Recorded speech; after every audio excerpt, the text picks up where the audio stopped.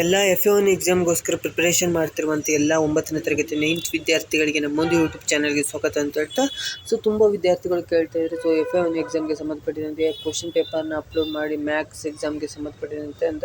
ಅದಕ್ಕೋಸ್ಕರ ಗಣಿತ ಎಕ್ಸಾಮ್ಗೆ ಸಂಬಂಧಪಟ್ಟಿದಂತೆ ವೆರಿ ಇಂಪಾರ್ಟೆಂಟ್ ಕ್ವಶನ್ ಪೇಪರ್ನ ಈ ಒಂದು ವಿಡಿಯೋದಲ್ಲಿ ಅಪ್ಲೋಡ್ ಮಾಡ್ತಾ ಇದ್ದೀನಿ. ಇದರಲ್ಲಿರುವಂಥ 1 ಮಾರ್ಕ್ಸ್ ಕ್ವಶನ್ಸ್ ಅಂದರೆ MCQ ಕ್ವಶನ್ಸ್ ಆಗಿರ್ಬೋದು, ಹಾಗೆ 2 ಮಾರ್ಕ್ಸ್ ಕ್ವಶನ್, 3 ಮಾರ್ಕ್ಸ್ ಕ್ವಶನ್ಸ್, ಹಾಗೆ 4 ಮಾರ್ಕ್ಸ್ ಕ್ವಶನ್ಸ್ ಎಲ್ಲದೂ ಕೂಡ ವೆರಿ ಇಂಪಾರ್ಟೆಂಟ್ ಅಂತಲೇ ಹೇಳ್ಬೋದಾಗಿದೆ. ಫಿಕ್ಸ್ ಕ್ವಶನ್ಸ್, ಇದಿಷ್ಟು ಕ್ವಶನ್ಸ್ನ ಓದ್ಕೊಂಡಿದ್ರೆ ಯಾರೆಲ್ಲ ಜಸ್ಟ್ ಪಾಸ್ ಆದರೆ ಸಾಕು, ಮ್ಯಾಥ್ಸಲ್ಲಿ ಗಣಿತದಲ್ಲಿ ಜಸ್ಟ್ ಪಾಸ್ ಆದರೆ ಸಾಕು ಅಂತ ಇರುವಂಥ 9ನೇ ತರಗತಿ ವಿದ್ಯಾರ್ಥಿಗಳಿಗೆ 100% ಈ ಒಂದು ಕ್ವಶನ್ ಪೇಪರ್ ಹೆಲ್ಪ್ ಆಗುತ್ತೆ ಅಂತಲೇ ಹೇಳ್ಬೋದಾಗಿದೆ. ಹಾಗೆ ಯಾರೆಲ್ಲ 20 ಔಟ್ ಆಫ್ 20 ಸ್ಕೋರ್ ಮಾಡಬೇಕಂತಿದ್ದಾರೆ ಮ್ಯಾಥ್ಸಲ್ಲಿ, ಅವರಿಗೆ ಕೂಡ ಈ ಒಂದು ಕ್ವಶನ್ ಪೇಪರ್ ಹೆಲ್ಪ್ ಆಗುತ್ತೆ. ಇದಿಷ್ಟು ಕ್ವಶನ್ಸ್ನ ಓದ್ಕೊಂಡು ಹೋದರೆ 100% ನಿಮಗೆ ಹೆಲ್ಪ್ ಆಗುತ್ತೆ. ಇದೇ ಥರದ ಇದೇ ಪ್ಯಾಟ್ರನ್ನಲ್ಲಿರುವಂಥ ಕ್ವಶನ್ಸ್ಗಳು ಅಥವಾ ಇದೇ ಕ್ವಶನ್ಸ್ಗಳು ರಿಪೀಟ್ ಆಗೋ ಚಾನ್ಸ್ ಕೂಡ ಜಾಸ್ತಿ ಇರುತ್ತೆ. ಯಾಕಂದರೆ ಇದು ಪ್ರೀವಿಯಸ್ ಇಯರ್ ಆಗಿರ್ಬೋದು, ಹಿಂದಿನ ವರ್ಷದ ಎಲ್ಲ ಕ್ವಶನ್ಸ್ ಪೇಪರ್ನ ಅನಲೈಸ್ ಮಾಡಿಬಿಟ್ಟು ಪ್ರಿಪೇರ್ ಮಾಡಿರೋಂಥ ಕ್ವಶನ್ಸ್ ಪೇಪರ್ ಆಗಿರುತ್ತೆ. ಅದಕ್ಕೋಸ್ಕರ ವೆರಿ ಇಂಪಾರ್ಟೆಂಟ್ ಕ್ವಶನ್ ಪೇಪರ್ ಅಂತ ಹೇಳ್ತಾ ವಿಡಿಯೋನ ಶುರು ಮಾಡೋಣ. ಅದಕ್ಕಿಂತ ಮುಂಚೆ ನೀವೇನಾದರೂ ಫಸ್ಟ್ ಟೈಮ್ ನಮ್ಮದು ಯೂಟ್ಯೂಬ್ ಚಾನಲ್ಗೆ ವಿಸಿಟ್ ಮಾಡಿದರೆ ವಿಡಿಯೋಗೊಂದು ಲೈಕ್ ಕೊಡಿ, ಹಾಗೆ ಚಾನಲ್ನ ಸಬ್ಸ್ಕ್ರೈಬ್ ಮಾಡ್ಕೊಂಡಿಲ್ಲ ಅಂದರೆ ಸಬ್ಸ್ಕ್ರೈಬ್ ಮಾಡಿಕೊಂಡು ವಿಡಿಯೋನ ಶುರು ಮಾಡೋಣ.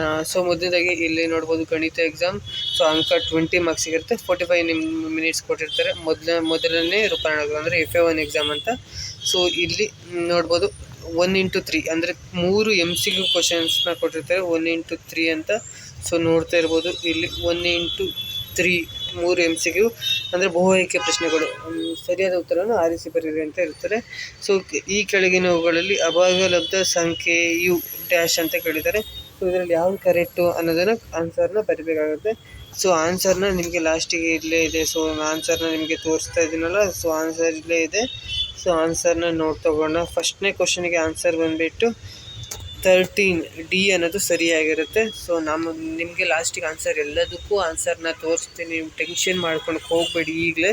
ನೆಕ್ಸ್ಟ್ ಮಹತ್ವಮ ಘಾತ 2 ಆಗಿರುವ ಬಹುಪದೋಕ್ತಿಯು ಡ್ಯಾಶ್ ಅಂತ ಕೇಳಿದರೆ, ಬಹುಪದೋಕ್ತಿಯು ಏನಂತ ಕರೀತಾರೆ ಅಂತ ಕೇಳಿದರೆ, ಅದಕ್ಕೂ ಆನ್ಸರ್ನ ಇಲ್ಲೇ ಇದೆ.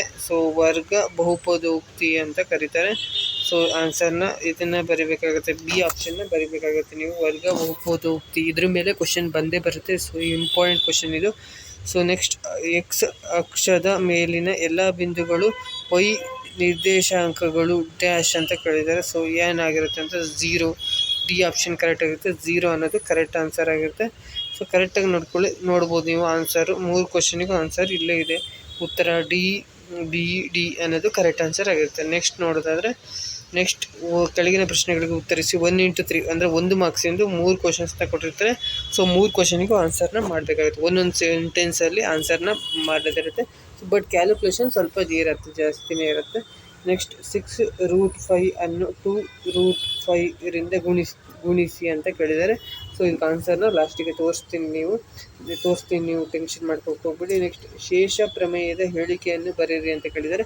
ಇದು ಇಂಪಾರ್ಟೆಂಟ್ ಅಂದರೆ ಇಂಪಾರ್ಟೆಂಟ್. ಯಾವೆಲ್ಲ ಪ್ರಮೇಯ ನಿಮಗೆ ಇಷ್ಟೋ ತನಕ ಆಗಿದೆಯೋ ಎಲ್ಲದರ ಪ್ರಮೇಯದು ಹೇಳಿಕೆ ಅಂದರೆ ಹೇಳಿಕೆಯನ್ನು ತಿಳ್ಕೊಂಡಿರಿ. ಅದು ಇಂಪಾರ್ಟೆಂಟ್ ಅಂದರೆ ಇಂಪಾರ್ಟೆಂಟು, ಅದು ಬಂದೇ ಬರುತ್ತೆ ನಿಮ್ಮ ಎಕ್ಸಾಮಿಗೆ. ನೋಡ್ಕೊಂಡಿರಿ. ನೆಕ್ಸ್ಟ್ 6, -3 ಬಿಂದುವಿನ ಲಂಬ ಸೂಚಕ ಮತ್ತು ಕೃತಿಜಕ ಸೂಚಕವನ್ನು ಬರೆಯಿರಿ ಅಂತ ಕಳಿಸಿ. ಇದು ಕೂಡ ಇಂಪಾರ್ಟೆಂಟ್ ಕ್ವಶನ್ ಅಂತಲೇ ಹೇಳ್ಬೋದಾಗಿದೆ. ಇದು ಈಸಿ ಇರುತ್ತೆ, ತುಂಬ ಏನು ಕಾಂಪ್ಲಿಕೇಟೆಡ್ ಆಗಿರಲ್ಲ. ಈಸಿಯಾಗಿ ನೀವು ಸಾಲ್ವ್ ಮಾಡ್ಬೋದಾಗಿರುತ್ತೆ. ನೆಕ್ಸ್ಟ್ ಬಂದುಬಿಟ್ಟು 2x2 ಅಂದರೆ 2 ಮಾರ್ಕ್ಸಿಂದು 2 ಕ್ವಶನ್ಸ್ನ ಕೊಟ್ಟಿರ್ತಾರೆ, 4 ಮಾರ್ಕ್ಸ್ ಆಗಿರುತ್ತೆ. ಇದಕ್ಕೆ ಆನ್ಸರ್ನ ನಾನು ಲಾಸ್ಟಿಗೆ ತೋರಿಸ್ತೀನಿ. ಈ ಕೆಳಗಿನ ಬಿಂದುಗಳು ಯಾವ ಚತುರ್ಥಕ ಮತ್ತು ಅಕ್ಷದ ಮೇಲೆ ಇರುತ್ತದೆ ಬರೀರಿ ಅಂತ ಕೇಳಿದ್ದಾರೆ. ಇಲ್ಲಿ ನೋಡ್ತಾ ಇರ್ಬೋದು. ಇದಿಷ್ಟನ್ನು ನೋಡ್ಕೊಳ್ಳಿ, ಲಾಸ್ಟಿಗೆ ಆನ್ಸರ್ನ ತೋರಿಸ್ತೀನಿ ನಿಮಗೆ. -3, 5, 2, -2, -3, 0, -4, -6 ಅನ್ನೋದು ಕೊಟ್ಟಿರ್ತಾರೆ. ನೀವು ಆನ್ಸರ್ನ ಬರೀಬೇಕಾಗುತ್ತೆ. ವಿಡಿಯೋನ ಪಾಸ್ ಮಾಡಿಕೊಳ್ಳಿ ಅಥವಾ ಸ್ಕ್ರೀನ್ಶಾಟ್ನ ತಗೊಳ್ಳಿ, ನೀವು ಆಮೇಲೆ ನೋಡ್ಕೋಬೋದಾಗುತ್ತೆ. ನೆಕ್ಸ್ಟ್ 1.27 ಅನ್ನು P/Q ರೂಪದಲ್ಲಿ ವ್ಯಕ್ತಪಡಿಸಿ ಅಂತ ಕೇಳ್ತಾರೆ. ಇದಕ್ಕೆ ಆನ್ಸರ್ನ ನೋಡೋಣ. ಇದೇನು ತುಂಬ ಟಫ್ ಏನಿರಲ್ಲ, ಬರಿಬೋದಾಗುತ್ತೆ. ನೆಕ್ಸ್ಟ್ 3x2 ಅಂದರೆ 3 ಮಾರ್ಕ್ಸಿಂದ 2 ಕ್ವಶನ್ಸ್ನ ಕೊಟ್ಟಿರ್ತಾರೆ. 6 ಮಾರ್ಕ್ಸ್ ನಿಮಗೆ ಬರುತ್ತೆ. 2 ಕ್ವಶನ್ಸ್ನ ಜಸ್ಟ್ ಅಟೆಂಡ್ ಮಾಡಿದ್ರೆ ಬರೆದ್ರೆ ಕರೆಕ್ಟಾಗಿ ಆನ್ಸರ್ನ ಬರೆದ್ರೆ 6 ಮಾರ್ಕ್ಸ್ ಸಿಗುತ್ತೆ. ಇಲ್ಲಾಂದರೆ ನಿಮಗೆ ಮಿನಿಮಮ್ ಅಂದರೆ 4 ಮಾರ್ಕ್ಸ್ ಅಂತೂ ಸಿಕ್ಕೇ ಸಿಗುತ್ತೆ. ನೀವು ಅಟೆಂಡ್ ಮಾಡಿದ್ರೆ ನಿಮಗೆ ಸಿಕ್ಕೇ ಸಿಗುತ್ತೆ. √5 ಸಂಖ್ಯಾ ರೇಖೆಯ ಮೇಲೆ ಪ್ರತಿನಿಧಿಸಿ ಅಂತ ಕೇಳಿದ್ದಾರೆ. ಸೊ ಇದನ್ನು ಇಂಪಾರ್ಟೆಂಟ್ ಕ್ವಶನ್, ಇದು ಬರಿಬೇಕಾಗಿರುತ್ತೆ, ನೀವು ಕಲ್ತ್ಕೊಂಡು ಹೋಗಿರಿ. ಸೊ ಒಂದು ಆಯತ ಘನಾಕೃತಿಯಲ್ಲಿರುವ ತೊಟ್ಟಿಯ ಉದ್ದ, ಅಗಲ, ಎತ್ತರವನ್ನು ಕ್ರಮವಾಗಿ x+10 y+4 ಮತ್ತು x-6 ಆದರೆ ಆ ತೊಟ್ಟಿಯ ಘನಫಲವನ್ನು ಕಂಡುಹಿಡಿಯಿರಿ ಅಂತ ಕೇಳಿದ್ದಾರೆ. ಸೊ ಇದು ಕೂಡ ತುಂಬಾ ಇಂಪಾರ್ಟೆಂಟ್ ಕ್ವಶನ್ ಅಂತಲೇ ಹೇಳ್ಬೋದು. ಸೊ ಘನಫಲವನ್ನು ಕಂಡುಹಿಡಿಯುವುದು, ಇದು ರಿಲೇಟೆಡ್ ಅಂದರೆ ಹೈಟ್ ಕೊಟ್ಟಿರ್ತಾರೆ, ವಿಡ್ತ್ ಕೊಟ್ಟಿರ್ತಾರೆ, ಹಾಗೆ ಅಗಲ ಎಲ್ಲದೂ ಕೊಟ್ಟಿರ್ತಾರೆ. ಸೊ ಅದನ್ನು ಇಟ್ಕೊಂಡ್ಬಿಟ್ಟು ನೀವು ಘನಫಲವನ್ನು ಫೈಂಡ್ ಔಟ್ ಮಾಡಬೇಕಾಗುತ್ತೆ. ಸೊ ಇದು ಇಂಪಾರ್ಟೆಂಟ್ ಕ್ವಶನು. ಸೊ ನೋಡ್ಕೊಂಡಿರಿ. ನೆಕ್ಸ್ಟ್ 4x4 ಅಂದರೆ 4 ಮಾರ್ಕ್ಸಿಗೆ ಒಂದು ಕ್ವಶನ್, 4 ಅಂಕಕ್ಕೆ ಒಂದು ಪ್ರಶ್ನೆಯನ್ನು ಕೊಟ್ಟಿರ್ತಾರೆ. ಸೊ ಅದನ್ನು ಸರಿ ಅಥವಾ ತಪ್ಪು ಅಂತ ಬರೆದ್ಬಿಟ್ಟು, ಯಾವ್ದು ಸರಿನಾ ತಪ್ಪು ಅಂತ ಬರೆದ್ಬಿಟ್ಟು ಸೊ ಅದಕ್ಕೆ ಕಾರಣವನ್ನು ಕೊಡಬೇಕಾಗುತ್ತೆ. ಒಂದು ಲೈನಲ್ಲಿ ಬರೆದ್ರೆ ಸಾಕಾಗುತ್ತೆ. ಈ ಕೆಳಗೆ ನೀಡುವ ಹೇಳಿಕೆಯನ್ನು ಸರಿ ಅಥವಾ ತಪ್ಪು ಎಂದು ತಿಳಿಸಿ ಕಾರಣ ಕೊಡಿ ಅಂತ ಕೇಳಿದರೆ, ಪ್ರತಿಯೊಂದು ಸ್ವಾಭಾವಿಕ ಸಂಖ್ಯೆಯು ಒಂದು ಪೂರ್ಣ ಸಂಖ್ಯೆ ಆಗಿದೆ ಅಂತ ಕೇಳಿದ್ದಾರೆ. ಸೊ ಇದಕ್ಕೆ ಆನ್ಸರ್ನ ನೋಡೋಣ ಲಾಸ್ಟಿಗೆ. ಪ್ರತಿಯೊಂದು ಪೂರ್ಣಾಂಕವು ಒಂದು ಪೂರ್ಣ ಸಂಖ್ಯೆ ಆಗಿದೆ ಏನಂತ ನೋಡೋಣ. ಪ್ರತಿಯೊಂದು ಅಭಾಗಲಬ್ಧ ಸಂಖ್ಯೆಯು ಸ್ವಾಭಾವಿಕ ಸಂಖ್ಯೆ ಆಗಿದೆ ಏನಂತ ನೋಡೋಣ. ಸೊ ಲಾಸ್ಟಿಗೆ ಆನ್ಸರ್ನ. ಸೊ ನೆಕ್ಸ್ಟ್ ಎಲ್ಲ ಧನಾತ್ಮಕ ಪೂರ್ಣಾಂಕಗಳ ವರ್ಗಮೂಲವು ಅಭಾಗಲಬ್ಧ ಸಂಖ್ಯೆ ಆಗಿದೆ ಏನಂತ. ಸೊ ಎಲ್ಲದಕ್ಕೂ ಆನ್ಸರ್ನ ತಗೋಣ. ಸೊ ಉತ್ತರಗಳು ಮತ್ತು ವಿವರಣೆಗಳು, ಪರಿಹಾರಗಳು, ಆನ್ಸರ್ ಕೀಸ್ ಸೊ ನೋಡ್ಬೋದು. ಸೊ ಉತ್ತರ ಡಿ ಅನ್ನೋದು ಕರೆಕ್ಟ್ ಆನ್ಸರ್ ಆಗುತ್ತೆ. ಸೊ ನಿಮ್ಗೆ ಏನಾದರೂ ಅರ್ಥ ಆಗಿಲ್ಲ ಅಂದರೆ ಸೊ ಇಲ್ಲೇ ನಿಮಗೆ ಅದರಿಂದ ವಿವರಣೆ ಕೊಟ್ಟಿರ್ತೀನಿ ಹೇಗೆ ಬರುತ್ತೆ ಅಂತ. ಸೊ ನೋಡ್ಕೊಳ್ಳಿ, ಒಂದ್ಸತಿ ಓದ್ಕೊಳ್ಳಿ, ಅಥವಾ ವಿಡಿಯೋನ ಪಾಸ್ ಮಾಡಿಕೊಂಡು ಅಥವಾ ಸ್ಕ್ರೀನ್ಶಾಟ್ನ ತೊಗೊಂಡು ಓದ್ಕೊಳ್ಳಿ. ನೆಕ್ಸ್ಟ್ ಉತ್ತರ ಬಿ ವರ್ಗ ಬಹುಪದೋಕ್ತಿ ವಿವರಣೆ ಅಂತ ಕೊಟ್ಟಿದ್ದಾರೆ. ಸೊ ಇದು ಕೂಡ ತುಂಬಾ ಇಂಪಾರ್ಟೆಂಟ್ ಇದೆ. ಸೊ ನೋಡ್ಕೊಳ್ಳಿ ಇದನ್ನು. ನೆಕ್ಸ್ಟ್ ಡಿ ಆನ್ಸರ್ನ ನೋಡ್ಕೋಬೇಕಾಗುತ್ತೆ. ಸೊ ಇದಿಷ್ಟನ್ನು ನೋಡ್ಕೋಬೇಕಾಗುತ್ತೆ. ಸೊ ನೀವು ತುಂಬಾ ಇಂಪಾರ್ಟೆಂಟ್ ಇದೆ.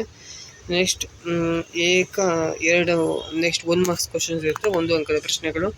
ಸೊ 3 ಕ್ವಶನ್ಸ್ ಇರುತ್ತೆ, 3 ಕ್ವಶನ್ಗೂ ಅಟೆಂಡ್ ಮಾಡಬೇಕಾಗುತ್ತೆ. ಸೊ ಆನ್ಸರ್ ಬಂದುಬಿಟ್ಟು ಫಸ್ಟ್ನೇ ಕ್ವಶನ್ಗೆ 60 ಆನ್ಸರ್ ಕರೆಕ್ಟ್ ಆಗಿರುತ್ತೆ. ಸೊ ಏನೇನು ಮಾಡಿದ್ದಾರೆ ಅಂತ ಸೊ ಸಾಧನೆಯಲ್ಲಿ ಇಲ್ಲೇ ಉಂಟು. ಸೊ ನೋಡ್ಕೊಳ್ಳಿ, ಒಂದ್ಸತಿ ಓದ್ಕೊಳ್ಳಿ, ನಿಮಗೆ ಅರ್ಥ ಆಗುತ್ತೆ. ಒಂದ್ಸತಿ ನೋಡ್ಕೊಳ್ಳಿ, ಒಂದ್ಸತಿ ಪ್ರಾಕ್ಟೀಸ್ ಮಾಡ್ಕೊಳ್ಳಿ, ಒಂದ್ಸತಿ ಬರೆದು ಕಲೀರಿ. ಸೊ ನಿಮಗೆ ಗೊತ್ತಾಗುತ್ತೆ ಏನಂತ. ನೆಕ್ಸ್ಟ್ ಶೇಷ ಪ್ರಮೇಯದ ಹೇಳಿಕೆಯನ್ನು ಬರೀರಿ ಅಂತ ಕೇಳಿದ್ರಲ್ಲ. ಸೊ ಶೇಷ ಪ್ರಮೇಯದ ಹೇಳಿಕೆ ಇಲ್ಲೇ ಇದೆ. ಸೊ ವಿಡಿಯೋನ ಪಾಸ್ ಮಾಡಿಕೊಂಡು ಅಥವಾ ಸ್ಕ್ರೀನ್ಶಾಟ್ನ ತಗೊಳ್ಳಿ. ಸೊ ಆಮೇಲೆ ನೀವು ಓದ್ಕೋಬೋದಾಗುತ್ತೆ ಈ ಒಂದು ಹೇಳಿಕೆಯನ್ನು.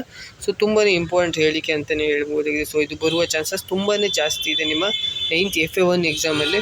ನೆಕ್ಸ್ಟ್ 6-3 ಬಿಂದುವಿನ ಲಂಬ ಸೂಚಕ ಮತ್ತು ಕೃತಜ್ಞ ಸೂಚಕವನ್ನು ಬರೀರಿ ಅಂತ ಕೇಳಿದರೆ 6th 1ಗೆ. ಸೊ ಅದಕ್ಕೆ ಇದು ಆನ್ಸರ್ ಆಗಿರುತ್ತೆ. ಸೊ ನೋಡ್ಕೊಳ್ಳಿ, ಎರಡೂ ಆನ್ಸರು 6 ಮತ್ತು -3 ನಿರ್ದೇಶಾಂಕವನ್ನು ಬರೀಬೇಕಾಗುತ್ತೆ. ಸೊ XY ಅಂತ. ಸೊ ಇದು ಸಿಂಪಲ್ಲಾಗಿ ಬರೆದ್ರೆ ನಿಮಗೆ ಫುಲ್ ಮಾರ್ಕ್ಸ್ ಸಿಗುತ್ತೆ. ನೆಕ್ಸ್ಟ್ 2 ಅಂಕದ ಪ್ರಶ್ನೆಗಳು, 2 ಮಾರ್ಕ್ಸ್, 2 ಕ್ವಶನ್ಸ್ ಕೊಟ್ಟಿದ್ದಾರಲ್ಲ. ಸೊ ಇದು ಇಷ್ಟೇ ನೋಡ್ಬೋದು, ಇಲ್ಲೇ ಕೊಟ್ಟಿದ್ದಾರೆ ಆನ್ಸರು. ಸೊ ಈ ಥರ ಬರೀಬೇಕಾಗುತ್ತೆ. ಸೊ ನೀವು ಆನ್ಸರು ಸೊ ಇದನ್ನು ಪಾಸ್ ಮಾಡಿಕೊಂಡು ಅಥವಾ ಸ್ಕ್ರೀನ್ಶಾಟ್ನ ತೊಗೊಳ್ಳಿ. ಸೊ ತೊಗೊಂಡ್ಬಿಟ್ಟು ನೀವು ನೋಡ್ಕೊಳ್ತಾ ಬನ್ನಿ, ತುಂಬಾ ಇಂಪಾರ್ಟೆಂಟ್ ಇದೆ ಈ ಕ್ವಶನು. ನೆಕ್ಸ್ಟ್ ನೋಡೋದಾದರೆ ಇದನ್ನು 1.27 P ಅಥವಾ Q ರೂಪದಲ್ಲಿ ವ್ಯಕ್ತಪಡಿಸಿ ಅಂತ ಕೇಳಿದರೆ. ಸೊ ಇದು ಸಮೀಕರಣ 2 ಮತ್ತು 1ರಿಂದ ಕಳೆದಾಗ ಸೊ ಇಷ್ಟು ಬರುತ್ತೆ ಅಂತ. ಸೊ ಇಲ್ಲಿ ಆನ್ಸರ್ನ ಕೊಟ್ಟಿದ್ದಾರೆ. ಸೊ 14/11 ಅಂತ. ಸೊ ಇಲ್ಲಿ ನೋಡ್ಬೋದು. ಸೊ ಇದು ಆನ್ಸರ್ನ ಬರಿಬೇಕಾಗುತ್ತೆ ನೀವು. ಸೊ ಕರೆಕ್ಟಾಗಿ ನೋಡ್ಕೊಳ್ಳಿ ಆನ್ಸರ್ನ. ನೆಕ್ಸ್ಟ್ 3 ಅಂಕದ ಪ್ರಶ್ನೆಗಳು, 3 × 2 6 ಮಾರ್ಕ್ಸ್ ಇರುತ್ತೆ. 2 ಪ್ರಶ್ನೆಗಳು. 3√3 ಸಂಖ್ಯಾ ರೇಖೆಯ ಮೇಲೆ ಪ್ರತಿನಿಧಿಸಿ ಅಂತ ಕೇಳಿದರೆ, ಇದು ಪೈಥಾಗೋರಸ್ ಪ್ರಮೇಯದಂತೆ ಅಂತ ಬರೆದ್ಬಿಟ್ಟು ನೀವು ಮೊದಲು ಸಂಖ್ಯಾ ರೇಖೆಯ ಮೇಲೆ ಗುರುತಿಸಿ, ನಂತರ ಅದಕ್ಕೆ ಲಂಬವಾಗಿ ಒಂದು ಮಾನದ ದೂರ ಎಳೆದು ನೆಕ್ಸ್ಟ್ ಕರ್ಣವನ್ನು ಎಳೆದಾಗ √3 ದೊರೆಯುತ್ತದೆ ಅಂತ ಬರೀಬೇಕಾಗುತ್ತೆ. ಸೊ ನೀವು ಇದಕ್ಕೆ ಒಂದು ಸ್ಕೇಲಲ್ಲಿ ಬರೆದ್ಬಿಟ್ಟು ಸೊ ನೀವು ಮಾಡಬೇಕಾಗುತ್ತೆ. ಸೊ ಇದು ನಿಮ್ಮ ಬುಕ್ಕಲ್ಲಿ ಇರುತ್ತೆ. ಸೊ ನಿಮಗೆ ಇದೇನಾದರೂ ಅರ್ಥ ಆಗಿಲ್ಲ ಅಂದರೆ ಸೊ ಇದನ್ನು ಓದ್ಕೊಳ್ಳಿ, ಸಾಕು, ಗೊತ್ತಾಗುತ್ತೆ. ನೆಕ್ಸ್ಟ್ 15ಕ್ಕೂ ಆನ್ಸರ್ ಇಲ್ಲೇ ಇದೆ. ಸೊ ನೋಡ್ಕೋಬೋದಾಗುತ್ತೆ. ಸೊ ಇದಿಷ್ಟು ಆನ್ಸರ್ನ ಬರೆದ್ರೆ ನಿಮಗೆ ಫುಲ್ ಮಾರ್ಕ್ಸ್ ಸಿಗುತ್ತೆ. ನೆಕ್ಸ್ಟ್ 4 ಅಂಕದ ಪ್ರಶ್ನೆಗಳು, ಅಂದರೆ ಸರಿನಾ ತಪ್ಪು ಅಂತ. ಫಸ್ಟ್ನೇದು ಸರಿಯಾಗಿರುತ್ತೆ. ಸೊ 2ನೇದು ತಪ್ಪಾಗಿರುತ್ತೆ, 3ನೇದು ತಪ್ಪು, 4ನೇದು ತಪ್ಪು. ಸೊ ಏಕೆ ಅಂತ ಕಾರಣ ಕೊಡಿ ಅಂತ ಕೇಳಿದರೆ ಸೊ ಎಲ್ಲ ಕಾರಣಗಳು ಇಲ್ಲೇ ಇದೆ. ಸೊ ಯಾವುದಾದ್ರು ಎಲ್ಲದನ್ನು ಓದ್ಕೊಳ್ಳಿ, ಎಲ್ಲ ಕಾರಣಗಳನ್ನು, ಇದಿಷ್ಟು ಕಾರಣಗಳನ್ನು ಕಲ್ತ್ಕೊಂಡು ಹೋದರೆ ನಿಮಗೆ ಗೊತ್ತಾಗುತ್ತೆ. ಸೊ ಐ ಹೋಪ್ ಈ ಒಂದು ವಿಡಿಯೋ ನಿಮಗೆ ಹೆಲ್ಪ್ ಆಗಿದೆ ಅಂತ ಅಂದ್ಕೊಂಡಿದ್ದೀನಿ. ಎಲ್ಲದ್ರ ಬಗ್ಗೆ ತಿಳಿಸ್ಕೊಟ್ಟಿದ್ದೀನಿ ಈ ಒಂದು ವಿಡಿಯೋದಲ್ಲಿ. ಸೊ ಎಲ್ಲದನ್ನ ಅಂತ ಹೇಳ್ತಾ ಸೊ ವಿಡಿಯೋನ ಎಂಡ್ ಮಾಡ್ತಿದ್ದೀನಿ. ನೆಕ್ಸ್ಟ್ ವಿಡಿಯೋ ಸಿಗ್ತೀನಿ. Thank you for watching.